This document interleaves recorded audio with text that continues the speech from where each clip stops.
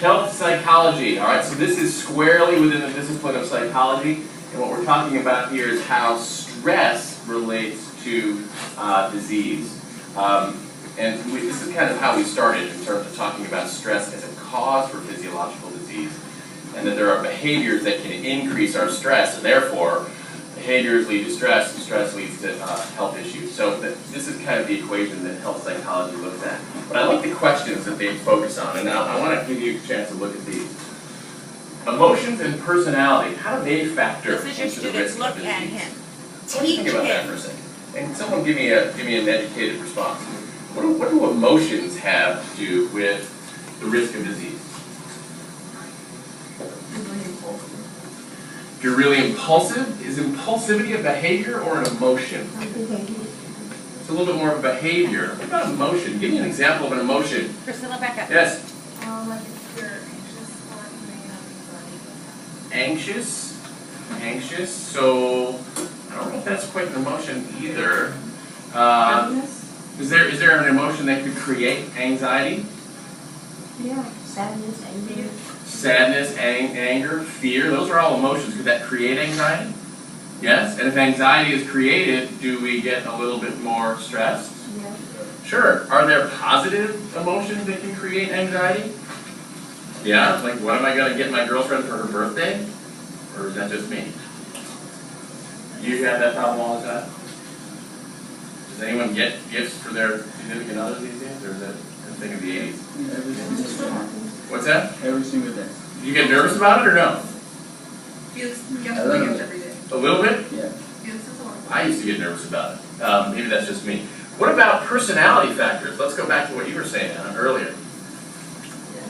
You said impulsivity. What does impulsivity mean? Like, you like make quick decisions that you like wait for time. Quick decision. Is that a personality trait? Yeah. Yeah, for sure it is. Does anyone know anybody who's an impulsive personality?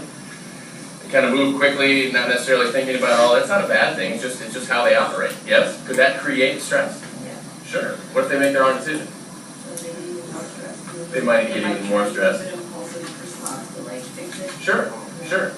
Good. Give me another personality trait that might cause stress. Personality trait. Yes. In response to like a person, if you're like friends with the person who's impulsive, you might get stressed out if you're not that way, because you like want them to make out what they're doing, so you like stress that and you stress out their decisions. That's a great response. How many people have been around a friend that is just energy sapping? Just to try to keep up with them or trying to just hold them in check or whatever. That's never happened to a few people. Absolutely, you can be kind of a byproduct of their particular personality, and you worry about them. You guys worry about your friends? Yeah. Or your BFFs? Yeah. You don't worry about them? You do worry about them? We do. Yes? Okay. How about this one? How about this one? Attitudes and behaviors prevent illness and promote health and well-being. What attitudes promote good health? Give me one. What does that mean? Like positive, I think.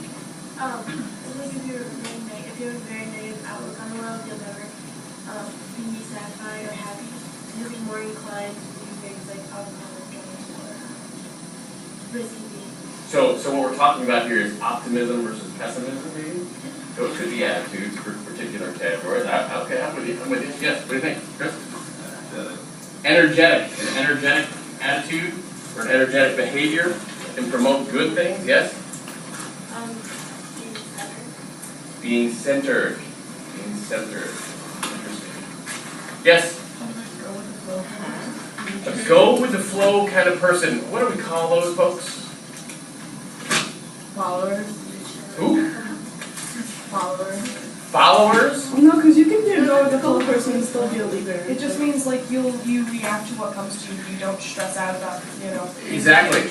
Can I give you a hint? It starts with the word type. Type B. Type B. Have you heard about type A and type B? We're going to talk about them later in the unit. Type A are the kind of driven, white knuckle, get the job done, work 26 hours a day kind of thing. Type B are kind of, it comes as it comes. right? Generally speaking. Good. How about this one?